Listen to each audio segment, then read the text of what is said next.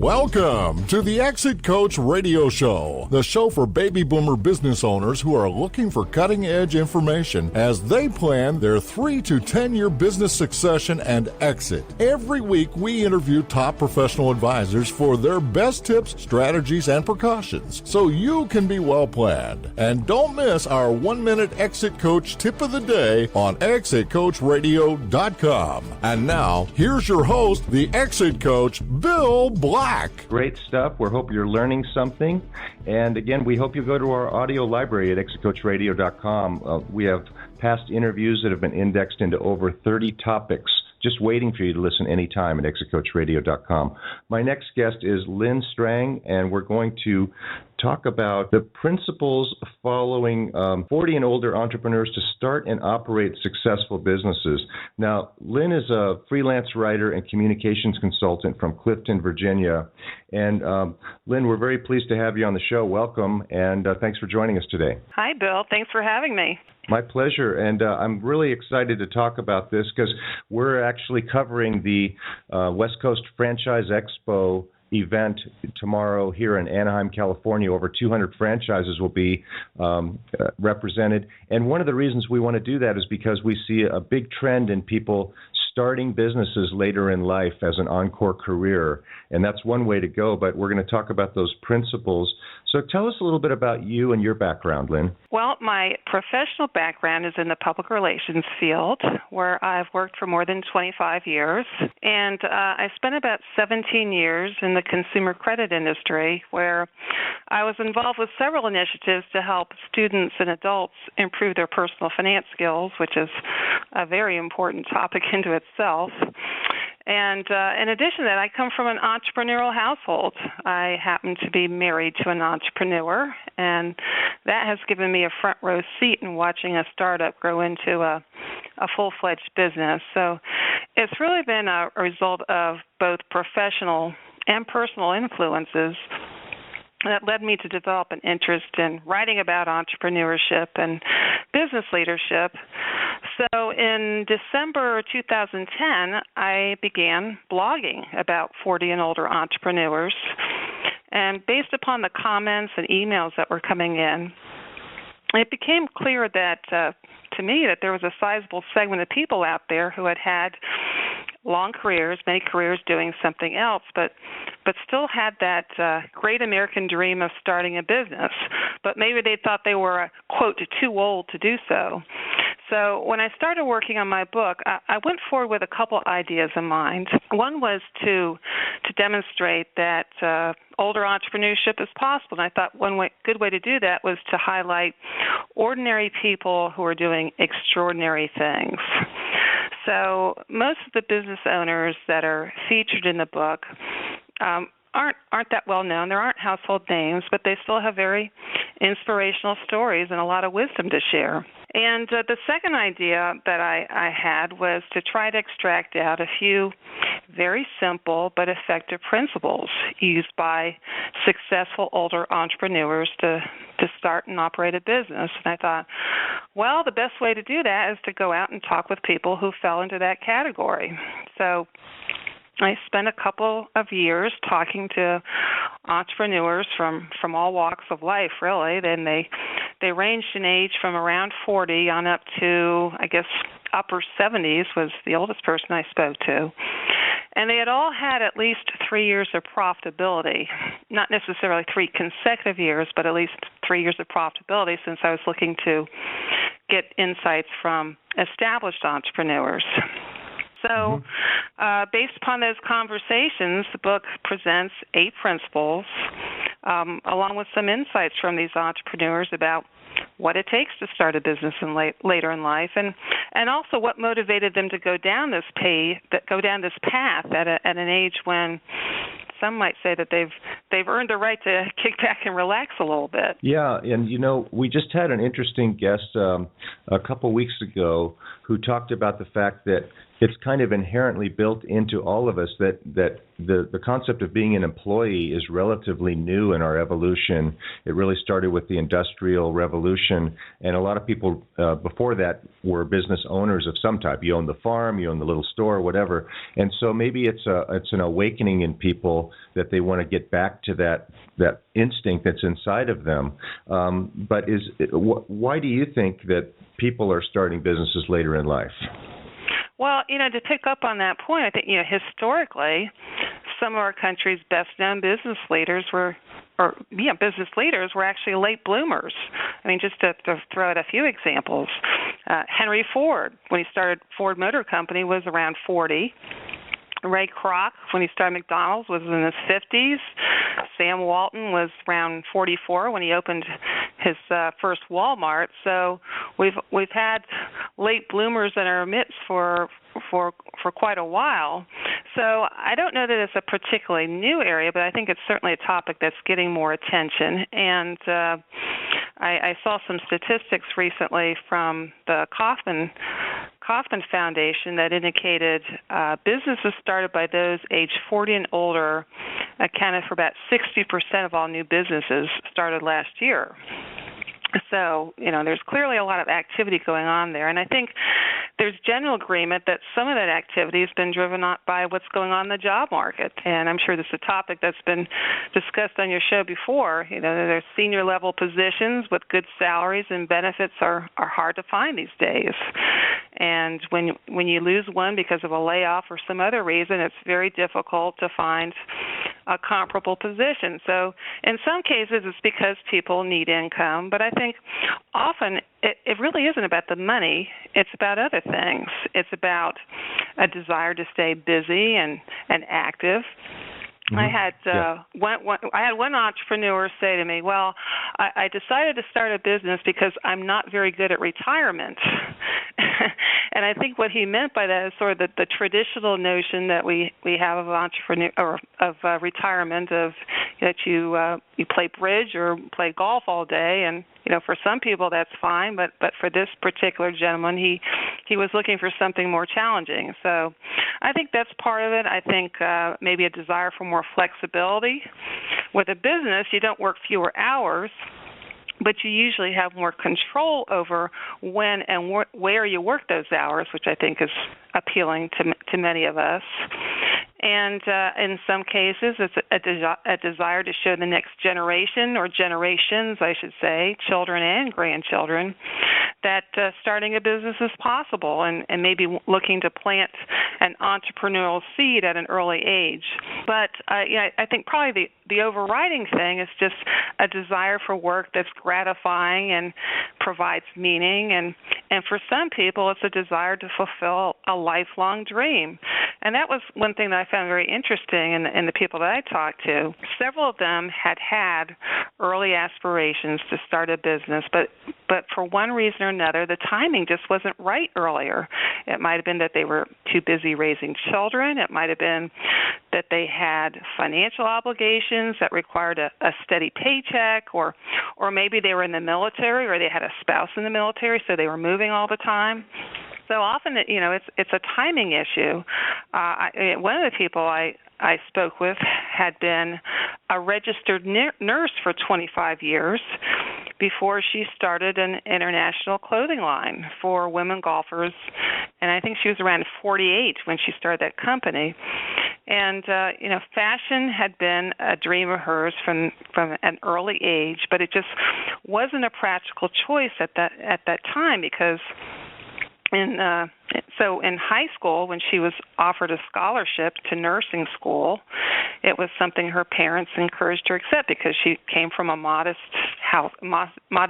economic household, and that was what was most viable at the time. So I think timing comes into the picture too.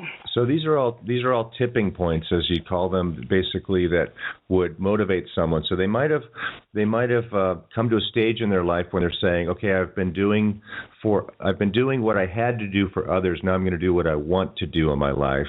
Or they might be saying that there's risk whether I stay employed for someone else, there's risk there. I could lose my job. I might as well take another type of risk, and that is control my own destiny and run my business.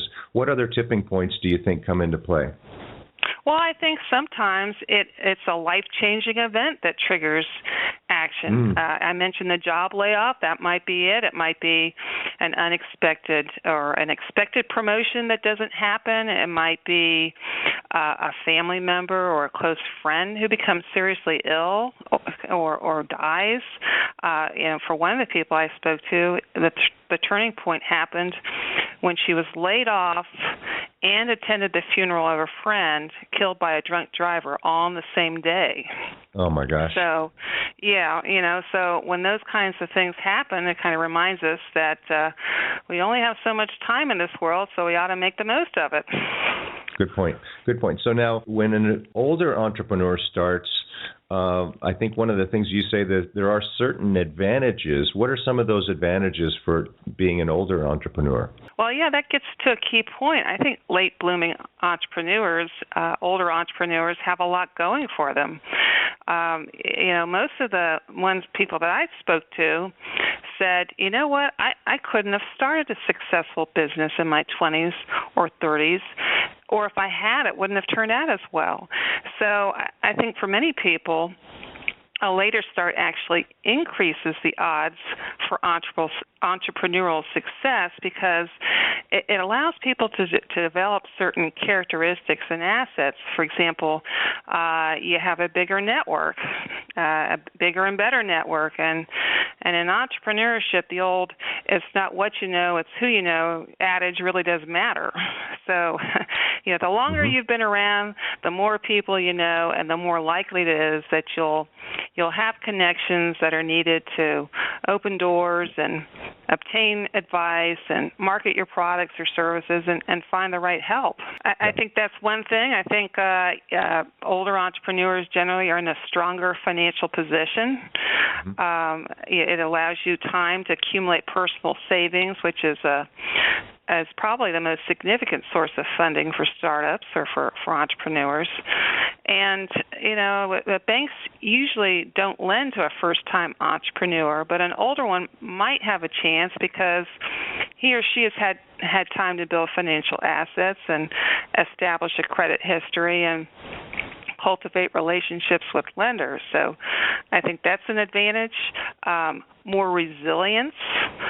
When you're older, you've lived through a lot of peaks and valleys, and that's an inevitable part of starting and operating a business, peaks and valleys. And for younger business owners who haven't endured as many life events, lean times and dips in business may be causes for more angst.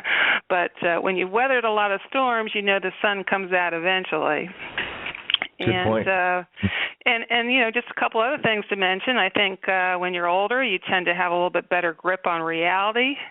I think people who start businesses after 40 tend to be more practical about things like timelines and resources and expectations, which helps them set attainable goals, and it also gives them a better sense in terms of financial expectations that are a little bit more realistic in scope. And here's another one. I think older entrepreneurs know themselves better. They just have that self-knowledge. They know who they are. They know what matters to them, and with this self-awareness, it helps them build businesses that reflect their core values and provide personal gratification. All great points. I mean, it makes a lot of sense. And your book covers 8 principles used by older entrepreneurs to start successful businesses. So could you share with us one or two of those principles? Yeah, one of them is called Go Out on the Right Limb, and this really has to do with risk, which, of course, is inherent in entrepreneurship. I think in general, successful older entrepreneurs tend to be a bit more risk adverse and a little bit more selective about the risks that they're willing to take because, yes, frankly, they have a smaller window of time than someone who's in their 20s or 30s. And in the event there is some kind of things don't go right, there's financial loss or something, you don't have that same window that somebody who's younger has to compensate for that or recoup from that. So I think that people who start businesses later in life tend to be good calculated risk takers, meaning they're good at weighing the risks and the possible results before they move forward. So one chapter talks about that, and one principle addresses that. And another one is about the importance of making it a family affair.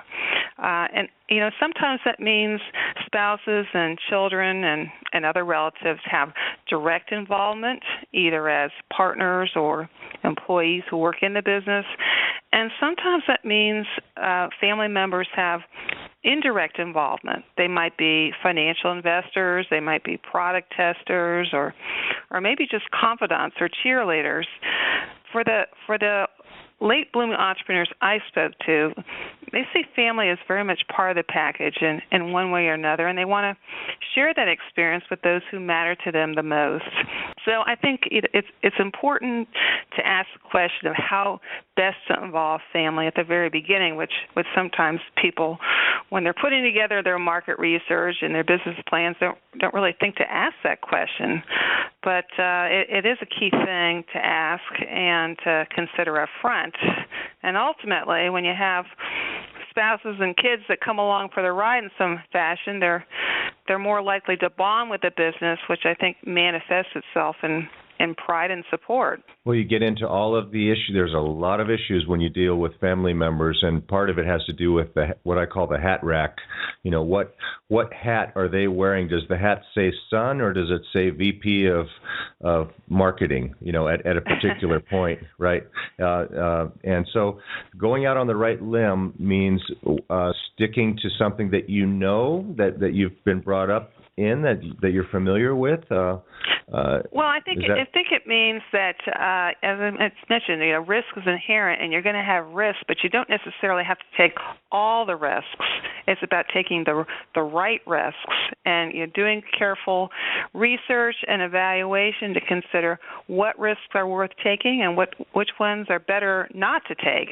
So that's hence the going on the right limb, taking the right risks or going out on the right limb. I like the way I love the way that's worded, because that really paints a picture for people. What's one more of your principles? Well, one of the principles is called stay on the tiger, and that talks about the importance of having tenacity throughout the whole process, which can be a problem for many aspiring entrepreneurs. Most people have the motivation and inspiration at the beginning, but to keep it going through good times and bad can be tricky. So it's really important to keep that motivation going throughout the whole process. You can't quit when things get tough. You have to keep going all the way to the end. So that principle talks about some of the techniques and methods that people have used to do just that. So the book is called Late Blooming Entrepreneurs, 8 Principles for Starting a Business After Age 40, and it's available on Amazon. We'll put it on our Amazon bookstore on exitcoachradio.com, of course. But Lynne, how do our listeners get in touch with you? And you have a blog that they should be aware of too, right? So mention that. I do. I have a blog, and the address is www.latebloomingentrepreneurs.wordpress.com.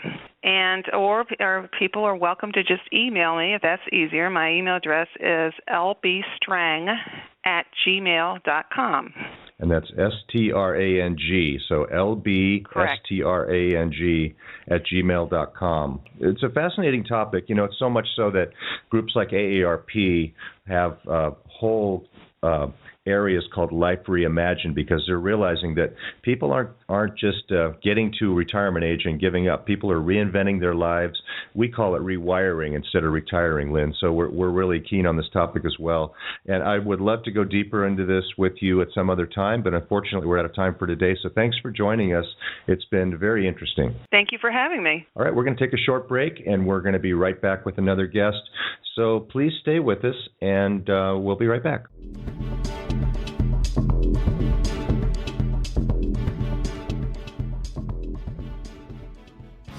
You're listening to ExitCoachRadio.com, the information station for age 50-plus business owners, where we're interviewing over 250 top advisors for their best tips, ideas, and precautions, so you can be well planned. We upload new 1-minute tips every day. ExitCoachRadio.com. Come listen for a minute.